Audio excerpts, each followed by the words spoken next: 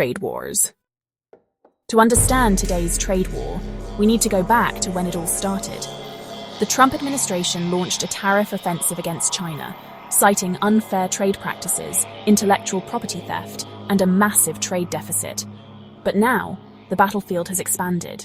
Canada, Mexico, and even the European Union are under fire. This isn't just about steel and aluminum anymore. It's about economic power, national security, and political leverage. The goal? Reduce trade deficits, bring manufacturing jobs back to America, and force other nations to play by what the US considers fair rules. The logic? If foreign goods become more expensive, American companies will thrive. But does it work that way? And at what cost? Let's talk about what this means for you. Tariffs act as taxes on imported goods.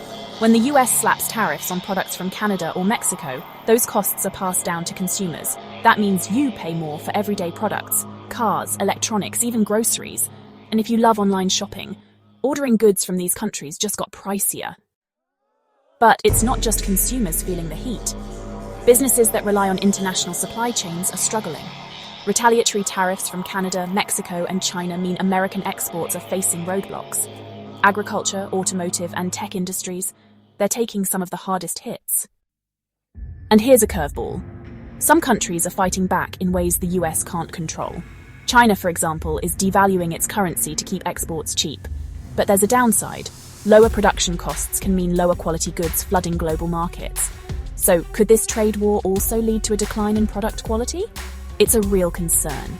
And now, Canada and Mexico are preparing to fight back. Canada is reportedly ready to impose counter-tariffs targeting the US auto industry, including Tesla and other major manufacturers. Mexico, in turn, is exploring measures against American agricultural products, striking where it hurts the most. If these retaliations go into full effect, the US could face declining auto exports and further strain on American farmers. The trade war is escalating fast, and the stakes are only getting higher. And the global response? Retaliation, new alliances. Countries once dependent on the US are turning to alternative partners. The European Union is increasing trade with China. Mexico is strengthening ties with South American markets. If the US isn't careful, it risks losing long-term economic influence. So what's the big picture? Short term, the United States sees some wins. Higher revenue from tariffs, a boost for certain industries. But long term? Higher costs, economic instability, and potential job losses in key sectors. Canada, Mexico, and China are taking hits, but they're also adapting, diversifying, and looking for new trade opportunities.